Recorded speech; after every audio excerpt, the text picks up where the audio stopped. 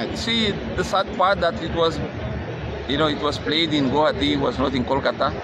I just planned, to be here during the derby, but unfortunately it had to move into Guwahati. I think all players are quite sad for that reason. But of course, as a Mohun Bagan fan, I'm happy because Mohun Bagan had won the derby once again yesterday. And I think good. I think it was a good performance. I think Mohun Bagan fans are happy for that way. How the league run of Mohun Bagan? Yeah, it's going that way. Mohun Bagan is showing that it's going a little bit ahead on the table, and I think that's good. That's positive.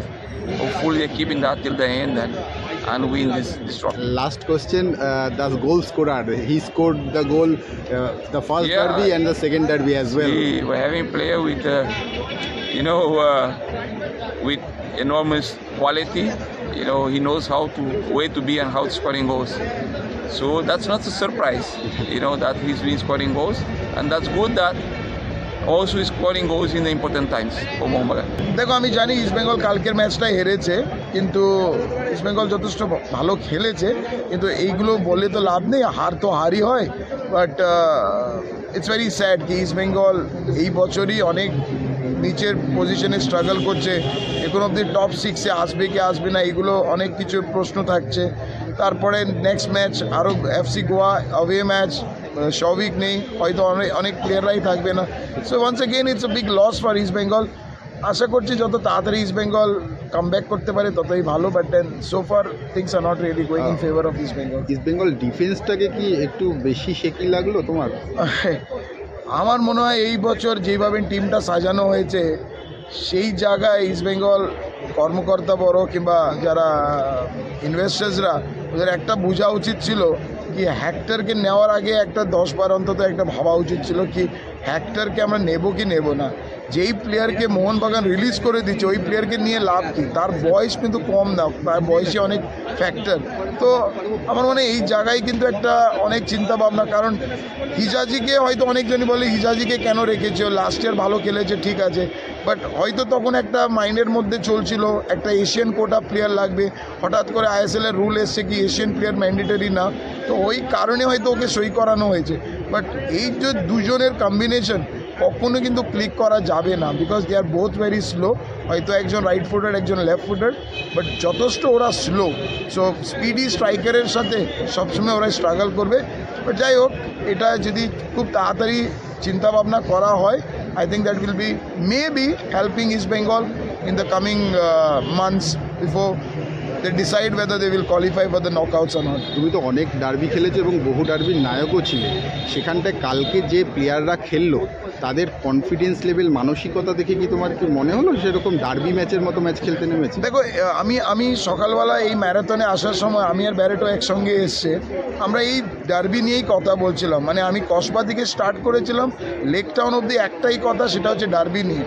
মানে খুব অদ্ভুত ব্যাপার, কালকে derby মনে হলো না এটা derby, কারণ একটা টাইমে 11v11 যখন খেলা হচ্ছিল তখন কিন্তু একটা জোশ ছিল সবাইয়ের মধ্যে, চল আমরা একটু এই ভালো খেলবো, এন্ড টু এন্ড আমরা সিচুয়েশনস ক্রিয়েট করবো। কিন্তু কালকে ইস্ট বেঙ্গল 10 জন হওয়ার পরই বা মনে হচ্ছে মোহনবাগান 1 গোলের জন্য they are happy, 3 point is what matters to them. এইগুলো হয়তো ফরেন কোচ যারা যারা এসছে ওরা হয়তো এইসব ডার্বির ব্যাপারে কিছু একটা বোঝাতে পারছে না, বাট আমরা এই যে ডার্বির ফ্লোটা কিংবা ডার্বির যে ফিলিংসটা যেভাবে দেখতে চাই সেটা নেই। হয়তো বাঙালিরা অনেক কমিয়ে গেছে এর জন্য হয়তো নেই, কিন্তু বাঙালিরা যদি কমিয়ে যায়, আমি যদি বলি আমি তো একজন গোয়ানিজ, যখন এসছিলাম তখন তো আমি গোয়ানিজ ছিলাম, হয়তো এখন সবাই বলে আলবিটো বাঙালি হয়ে গেছে, বাট যখন এসছিলাম গোয়ানিজ ছিলাম আমি। বাট তখন তো আমার মধ্যে একটা ঝিল ছিল কি আমি চল আজকে মাঠে যখন যাব এত দর্শককে দেখে আমি একটা নিজেকে মোটিভেট করব, ইন্সপায়ার করব, সেটাই কিন্তু করে আমরা ম্যাচটাকে বার করেছে। কে ছিল না সেটা ম্যাটার করে না, বাট আজকালের প্লেয়ারের মধ্যে আমার মনে হয় সেটা মোহনবাগান ম্যাচ হোক কিংবা যে কোনো টিমের সাথে ম্যাচ হোক না কেন, ওদের কাজ হচ্ছে 90 মিনিটের জন্য আমি মাঠে যাব, খেলবো, বাড়ি চলে যাব। প্রথম কথা ডার্বিটা বাইরে চলে যাওয়া আমাদের জন্য খুবই ছিল, দুঃখজনক ছিল ফার্স্ট অফ অল, কেননা আমরা এক্সপেক্ট করেছিলাম যে ডার্বি কলকাতায় হবে, আমরা ডার্বিটা দেখতে যাব, এটা আমাদের কাছে বড় একটা লস। বাট এটা বলতে গেলে যে হ্যাঁ এক্সপেক্টেড ছিল মোহনবাগান জিতবে, মোহনবাগান যেভাবে এখন স্টার্ট করেছে, যেভাবে খেলছে এবং কামিং ডেজে মোহনবাগান এত স্ট্রং যেভাবে এর বিকল্প এখন মনে হয় ভাবাই যায় না। অ্যাজ ইট ইজ ফেভারিট হয়ে নেমেছে এবং জিতেছে, এবং আমার মনে হয় মানে যে ইনিশিয়েটিভ যতটা এগিয়ে গেছে মোহনবাগান, এখন যতটা পয়েন্ট এগিয়ে গেছে, আমার মনে হয় আর কোনো প্রশ্ন নেই, আর কোনো অসুবিধা নেই মোহনবাগানের। চ্যাম্পিয়নশিপ আশা করি খুব একটা অসুবিধা হবে না, যদি 3টে ম্যাচ জিতে যায়। ডার্বি ম্যাচে যে গোল করে সে নায়ক হয়, কিন্তু ব্যাক টু ব্যাক ডার্বিতে গোল একটা অবশ্যই ডার্বি সবাই যে কোনো একটা প্লেয়ার চুজ করে নেয় যে ডার্বিতে যদি গোল করতে পারে বা ভালো খেলতে পারে, তাহলে সেটা যে কোনো প্লেয়ারের জন্য ভালো, কারণ এটা একটা বুস্ট অফ নেক্সট ম্যাচের জন্য। আর অবভিয়াসলি ডার্বিতে গোল করা ইজ কাইন্ড অফ হিরো। আর আমার মনে হয় পরপর যে গোল করেছে একটা দারুণ ব্যাপার, বিরাট ব্যাপার। রেফারিটাকে কি বলবে সমর্থকদের মধ্যে দেখছি রেফারি নিয়ে আগেও আমি বলেছি, এখনও বলছি, যেভাবে ইন্ডিয়ান ফুটবল ডেভেলপ করতে হলে সবার আগে রেফারি ডেভেলপ হওয়া উচিত। যতই আমরা ইনফ্রাস্ট্রাকচার ডেভেলপ করি, রেফারিং যদি ডেভেলপ না হয় খুব মুশকিল। আমি আগেও রেফারিংয়ের প্রশ্ন তুলেছি, আমি এটা ইস্টবেঙ্গল ম্যাচে আগেও হয়েছে, কিন্তু এবার মোহনবাগান ম্যাচেও কিছু দেখা গেছে প্রত্যেকটা টিমই কিছু না কিছু কমপ্লেন করছে রেফারি নিয়ে। আমার মনে হয় এটাকে অবশ্যই ভাবা উচিত রেফারিংয়ে নিয়ে। वो जो फर्स्ट बात ये था कि वो कलकत्ता में नहीं हुआ बोल के वो लेके बहुत अफसोस हूँ। सी होने से बहुत अच्छा था and the atmosphere would be completely different. And जो मैच हुआ था ऐसा भी सिचुएशन था जहाँ पर ईस्ट बंगाल सम पार्ट बहुत अच्छा कैरी कर रहा था and sometimes Mohun Bagan, so it was one goal lead for Mohun Bagan actually. And few जगह ऐसा सिचुएशन था कि जहाँ पर ईस्ट बंगाल को चांस मिला था, फ्यू पेनल्टीज की सिचुएशन रेफरी थोड़ा वो क्या मिस हो गया पता नहीं, otherwise it would be N equally going match. ISL के रेफरिंग को लेके क्या कहना चाहोगे?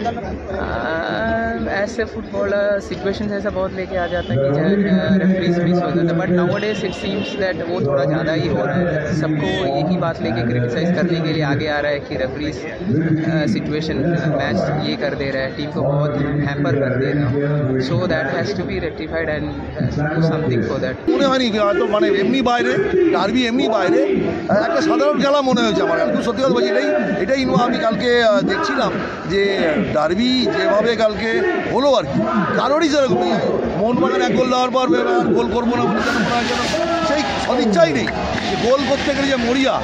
এবং এটা আরও কারণ হচ্ছে আমাদের, আমি তো সত্যি কথা বলছি, অনেকে অপ্রিয় রাখতে পারে ব্যাপারটা, আমাদের ওই ডার্বি যারা খেলছে অ্যাটলিস্ট 5টা যদি আমাদের বঙ্গ সন্তানরা থাকতো অ্যাটলিস্ট, তাদের কিন্তু আমার মনে হয় এই ডার্বির উত্তাপ অন্য হতো। ওই অ্যাকচুয়ালি আমাদের বঙ্গ সন্তানরা ভীষণ কমে যাচ্ছে। ডার্বিটা হাসাহাসি হচ্ছে, আমি মাঠের কাছে দেখেছি জিকসান সিং হাসছে যখন 1 গোলে হারছে, এর সাথে হাসাহাসি হচ্ছে।